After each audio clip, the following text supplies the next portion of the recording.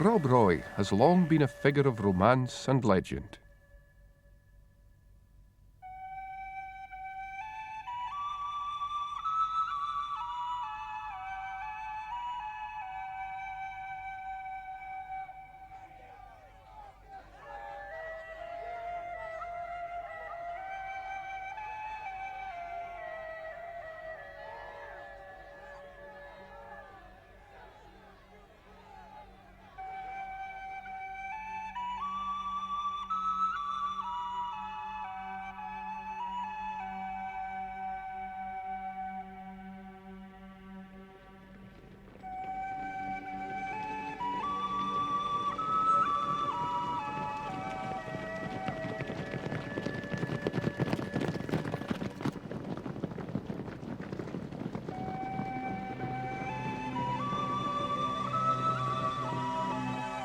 To some, he has even become a figure of fun.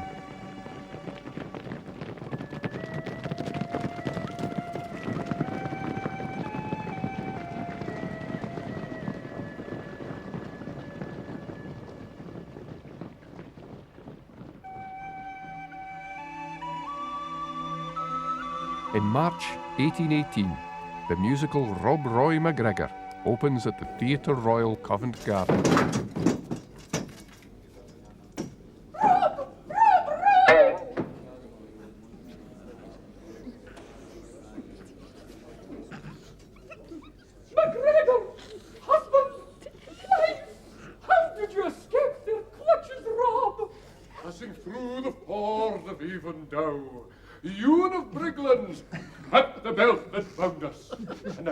And I dived into the river where not one trooper in 1,000 would have dared follow me. But how came you within their grasp, Rob?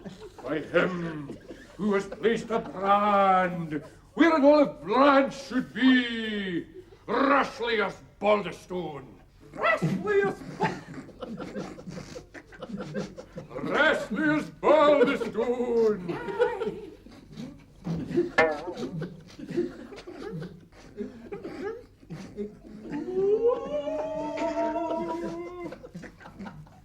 With my trusty blade,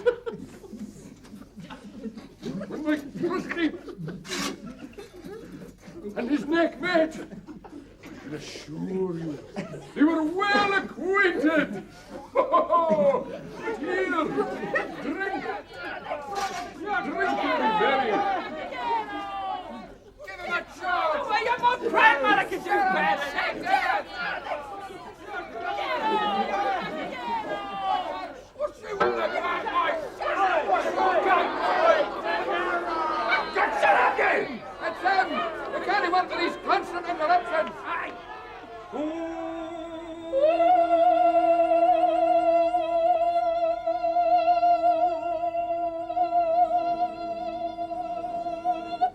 Drink and dance and sing with glee, joy can never make us weary. For Rob Roy is my soldier free, and Rob Roy has his dearie. Oh, you're some man, Rob Roy! So are you!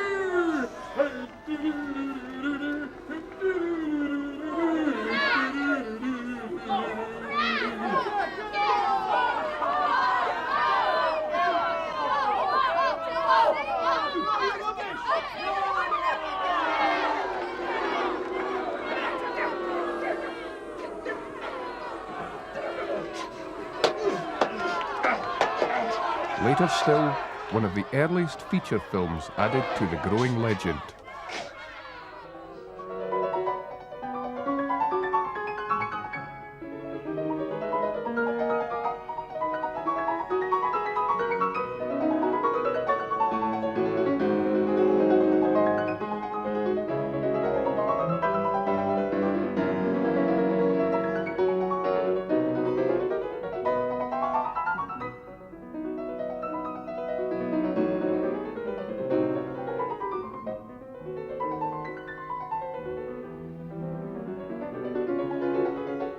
But beneath all of the tartan and heather imagery, there lived a real man.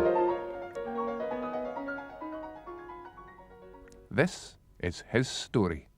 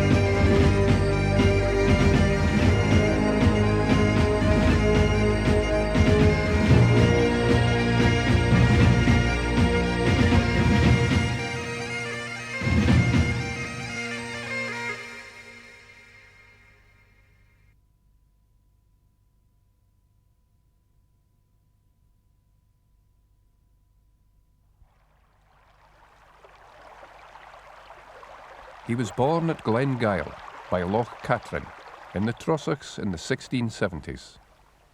His mother, Margaret, was a Campbell, his father, Donald, a MacGregor, a lesser chieftain of the clan Gregor, who had been commissioned as an officer in the army of Stuart King Charles II.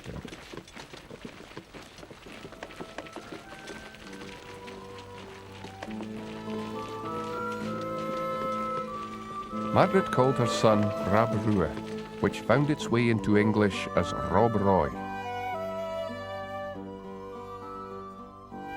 His education was the traditional one of a Scottish child at a school provided by the parish.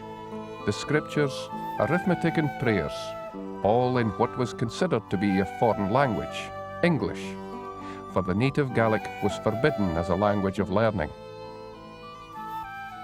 His informal education came from his clan elders. Politics, the high affairs of state, filtered through the prism of the MacGregors' history, their friends, their foes, whose acts of treachery became acts of parliament, intended to wipe out the MacGregors.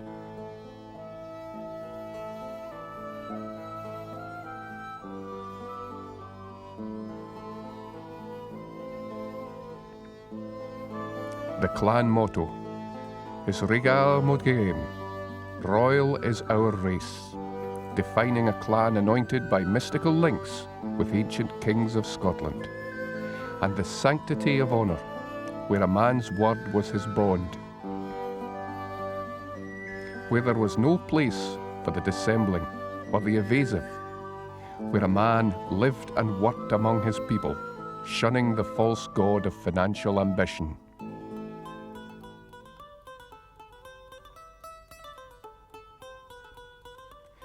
His informal education included master classes in swordplay and the arts of battle and war from his elders, alongside the cultivation of the quick eye, the sure foot, the deft touch.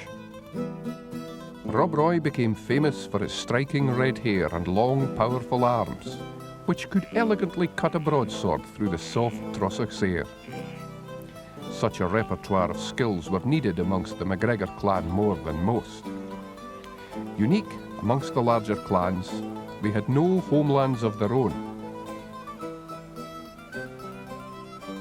They were fugitives from feudal decrees imported into the Highlands, whereby the succession of the first male born took precedence over the old clan system of electing the most able and skilled member of the clan as clan leader.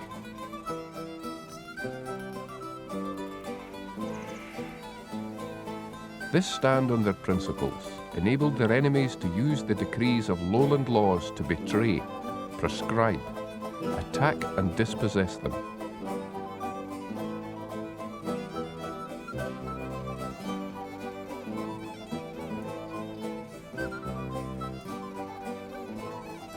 When the clan name had been prescribed, MacGregors were forced to shelter under false surnames. The MacGregors might have become an endangered species of Highland life, but their courage ensured their survival. By the decade before Rob Roy's birth, the hunting down of the MacGregors had been halted.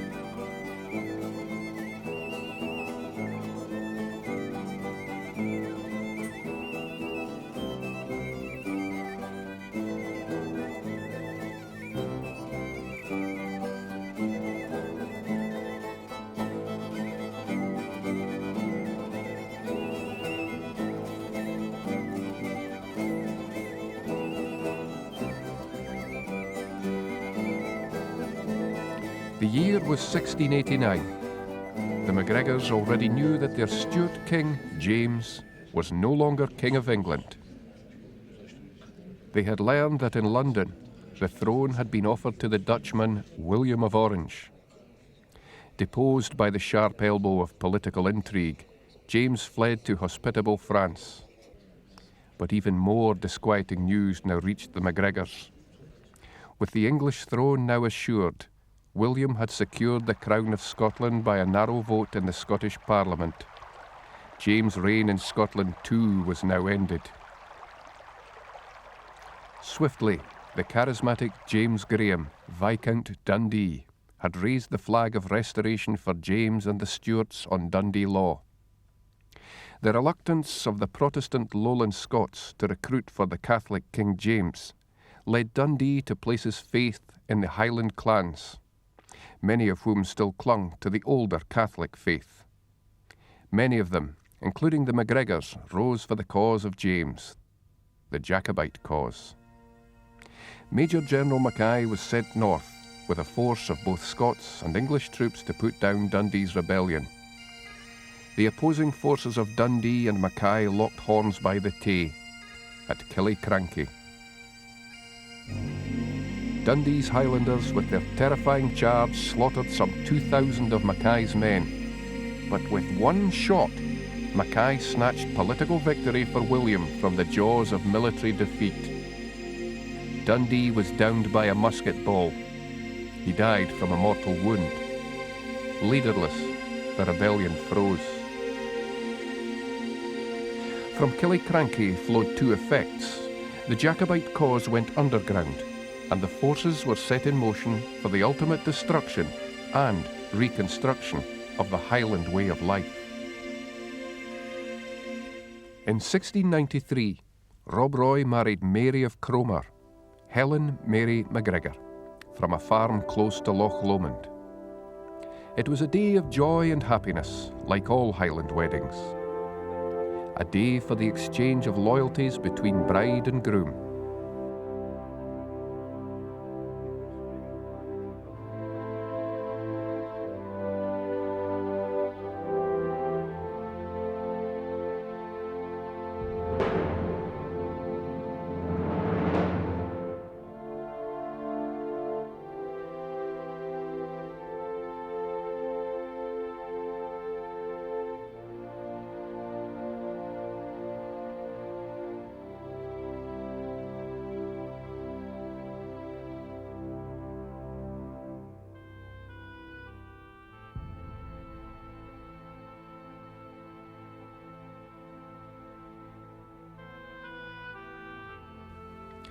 Rob and Mary settled initially at Port Nellin, on the northern shore of Loch Katrine.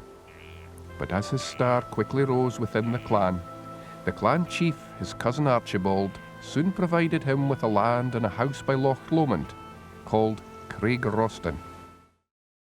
Discover the past with exclusive history documentaries and ad-free podcasts presented by world-renowned historians, all from History Hit. Watch them on your smart TV or on the go with your mobile device.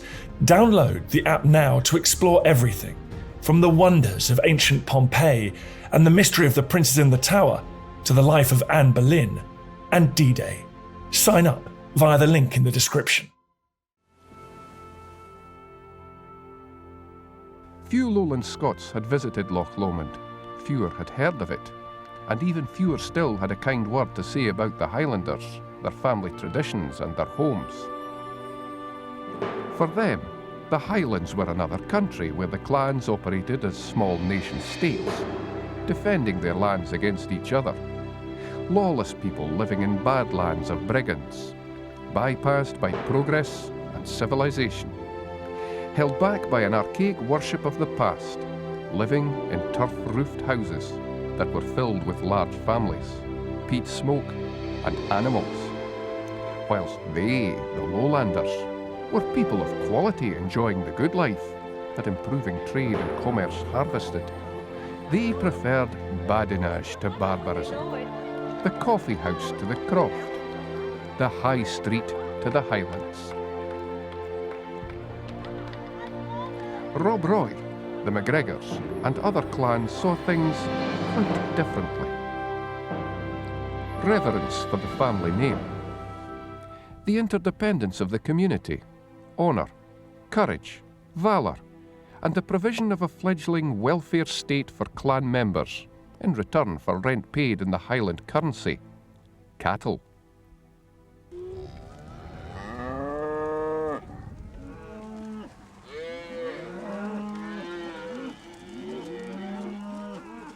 But one man's meat was also another man's envy.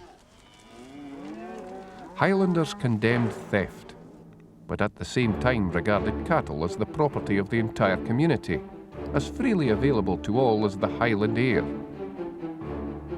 The delivery of cattle to markets, their protection from the elements and raiders, and their final sale was a major Highland industry. Before his marriage to Mary, Rob Roy had become a cattle drover, charged with such responsibilities. Clans such as the MacGregors operated a security service, protecting cattle routes to markets from cattle robbers called a watch.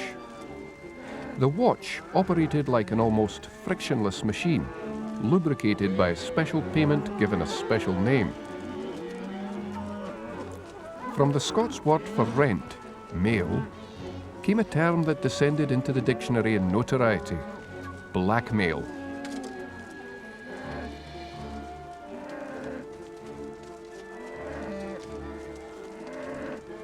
Rob Roy earned a formidable reputation as a cattle drover.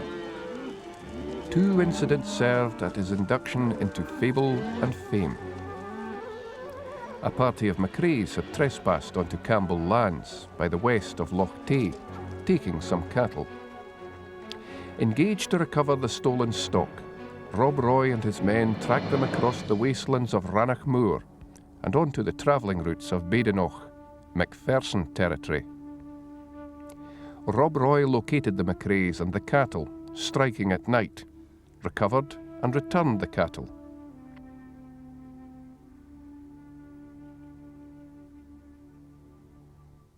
At Kippen, Rob Roy and his men sought to take the cattle from the wealthy, anti-Jacobite family, the Livingstons. MacGregors were strung out around the village to await the cattle, but this served to raise the resentment of the villagers. When the cattle appeared, the villagers attempted to block the MacGregors' path to them. A light skirmish ensued, after which the villagers were repelled. The drover was slain, and the cattle taken. Rob Roy returned to Kippen to try to reason with its residents. They were not the object of the MacGregors' attack. But when he arrived, there were none to be seen. They had fled, leaving behind a ghost village and their castle. Rob Roy helped himself to such largesse. He was regarded through the Highlands as a man of unflagging energy, with a cold-blooded relentlessness which allowed him to pursue greedy predators, whilst seizing the opportunist moment to show an anti-Jacobite government the vacuum of legitimacy of their laws in his land.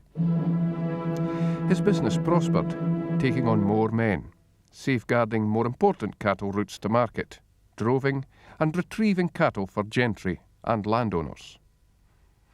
But in 1712 disaster struck. Rob Roy had borrowed £1,000 from James Graham, the Duke of Montrose, to purchase cattle for fattening in the lowlands. He entrusted his experienced drover MacDonald with buying the cattle. Sadly, MacDonald did not live up to Rob Roy's trust. He bought the cattle, resold them, then vanished beyond justice. Enraged, Rob Roy sought out MacDonald and the 2 other important debtors who could pay him the £1,000 he needed to pay back the Duke of Montrose. But Montrose, ever ready to wound a suspected Jacobite, regarded Rob Roy's absence as a flight from debt. The tongues tremored in the coffee houses. Rob Roy was secretly financing a new Jacobite uprising.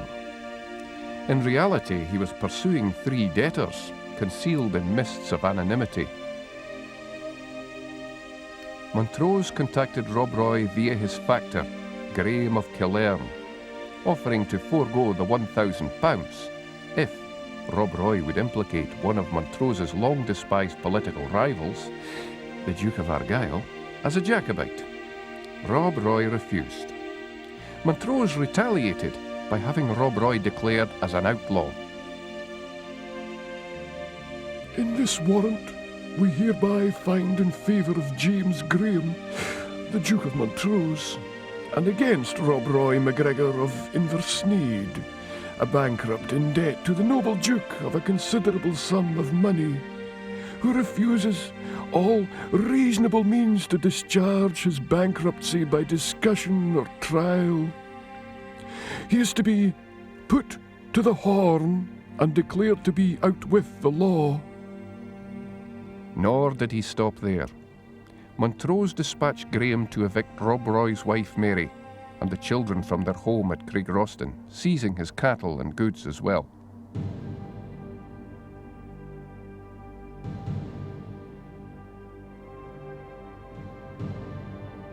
Despite the harshness of the penalty, Rob Roy and his family were soon reunited at the home of a kinsman. They were to be settled in a safe haven in Campbell country, for Rob's mother was a Campbell, and the Campbells felt honoured by his refusal to accuse them of being Jacobites. The clash with Montrose proved a turning point for Rob Roy. He had seen his people suffer at the hands of great families whose jealousies had been forged into hatred. He had seen himself demonised as an outlaw and debtor. He had seen lowland duplicity scoff at Highland diplomacy. He swore revenge on Montrose and the Graham family. Their lands would be raided, their cattle reaved, their grain taken. The fruits of wealth of Montrose would become the grapes of wrath of Rob Roy.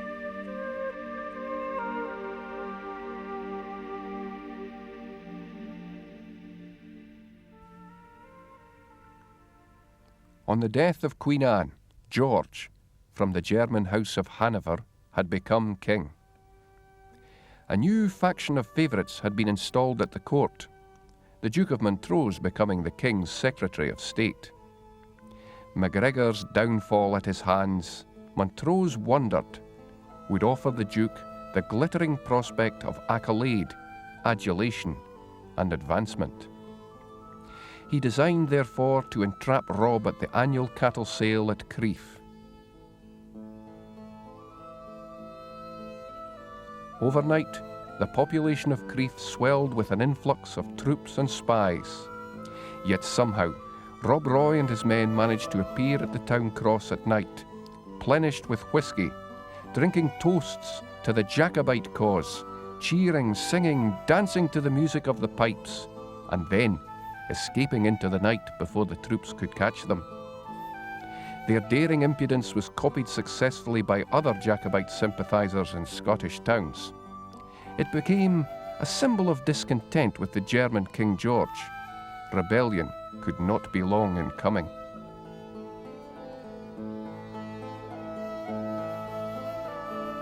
(1715). After 25 years of hibernation, the Jacobite rebellion rose up again. The son of the deposed King James, now dead, also called James, sought his father's throne. Scotland and England had changed since the days of Killiecrankie, two countries but now with one parliament. In 1707, the Scots Parliament in Edinburgh had already voted itself out of existence and merged with the English Parliament in London, amidst accusations that the Scots MPs were the best MPs that money could buy. The Earl of Mar raised the Jacobite standard at Braemar. But for some of the clans, the Stuarts were a faded glory, long in ambition, short on success. Some distrusted the Earl of Mar, known as Bobbin John, on account of his slippery principles. Amongst the MacGregors, tinges of realism and reluctance were evident. So without committing the clan, Rob Roy joined the Earl of Mar. The rebellion's one major engagement took place at Sheriff Muir, where Mar's forces faced government troops under the Duke of Argyll.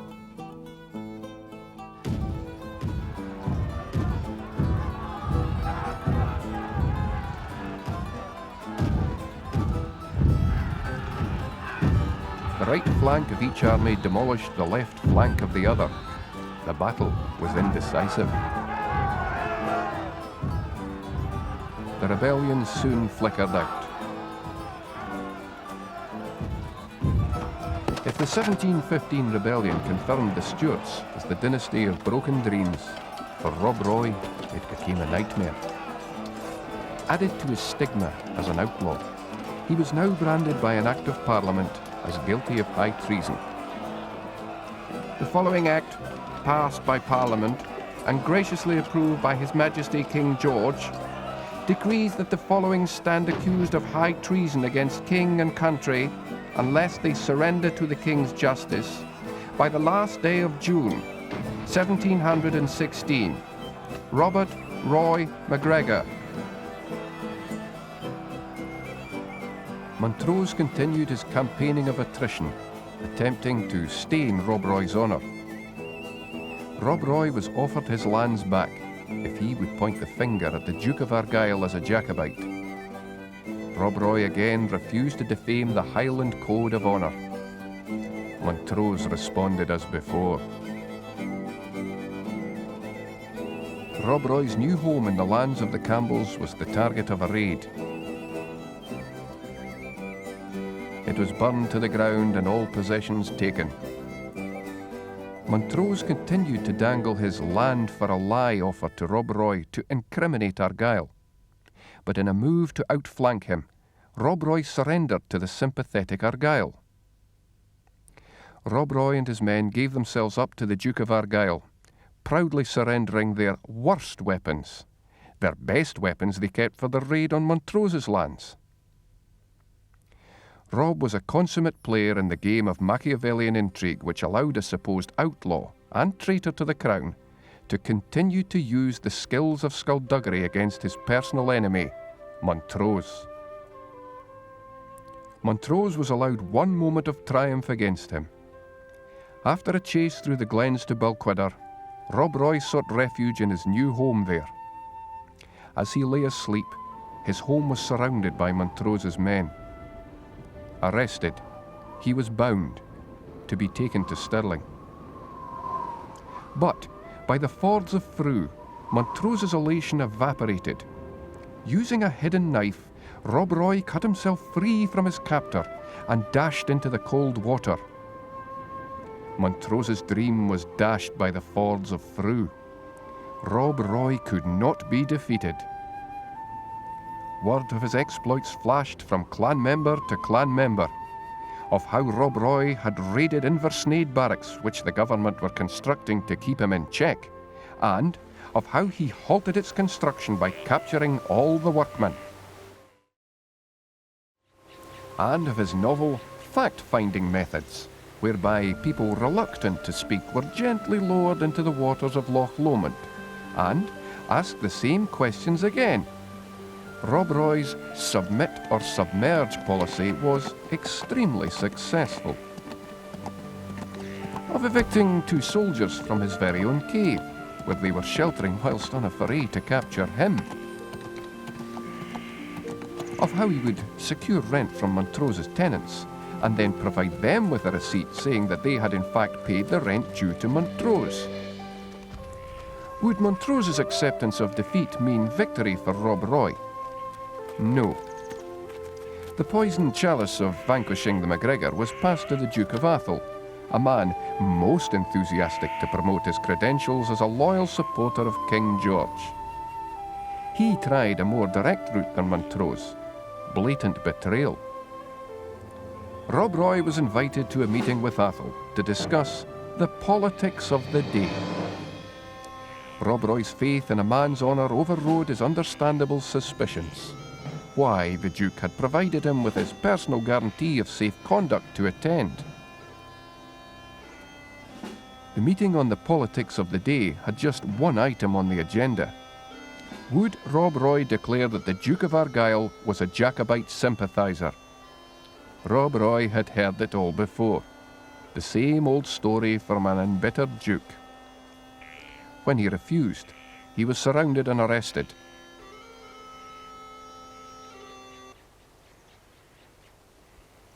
He was imprisoned near Dunkeld, but Atholl was denied his treacherous triumph. Security at the prison was not all that good. Rob managed to enrapture his captors with a portion of Highland charm and celebrity, enlivened by more than a dash of whisky, a present from visitors anxious as to his welfare. A duped head jailer allowed Rob to write a note to his wife to be presented to her by a servant who appeared outside the jail with a horse. Quick as a flash, he was off.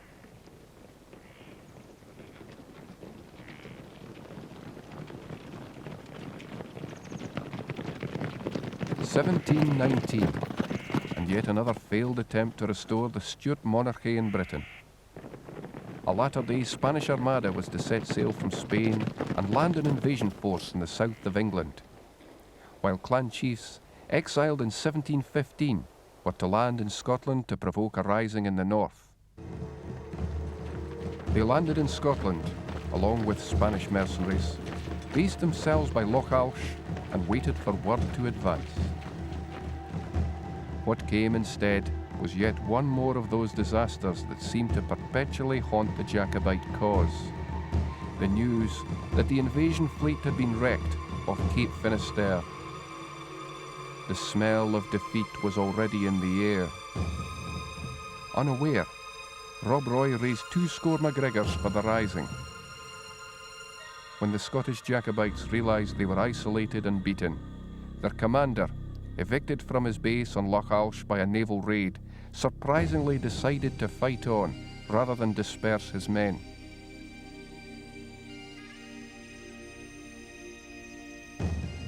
At Glen Shiel, clans loyal to King George faced clans loyal to the Jacobites, including Rob Roy. Clan clashed with clan as the King's men pummeled the Jacobites. Forced to retreat, Rob Roy and the Jacobites knew that they were beaten. The dream had vanished to await a new generation. Rob Roy vanished too, into the shelter of Glen Shira. It was to be his last call to arms for a Jacobite insurgency.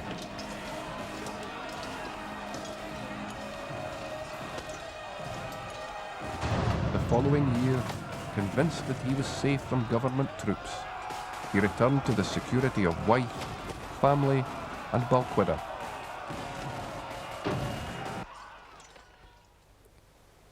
For the rest of his life, Rob Roy lived at Balquhidder in relative peacefulness, secure in his reputation as the best drover in the land.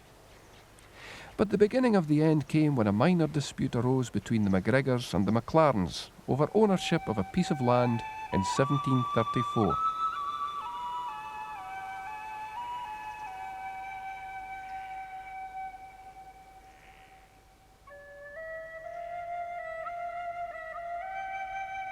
To settle the dispute, a duel took place between Rob Roy and the young champion of the MacLarens. They fought with broadsword.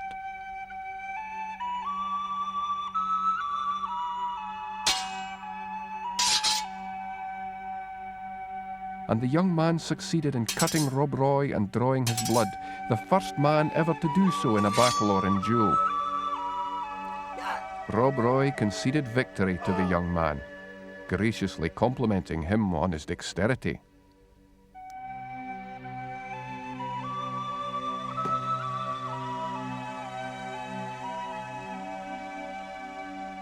It was the young displacing the old, the admission that, at last, 40 years of rebellion had worn out the hand and the eye of the swordsmith.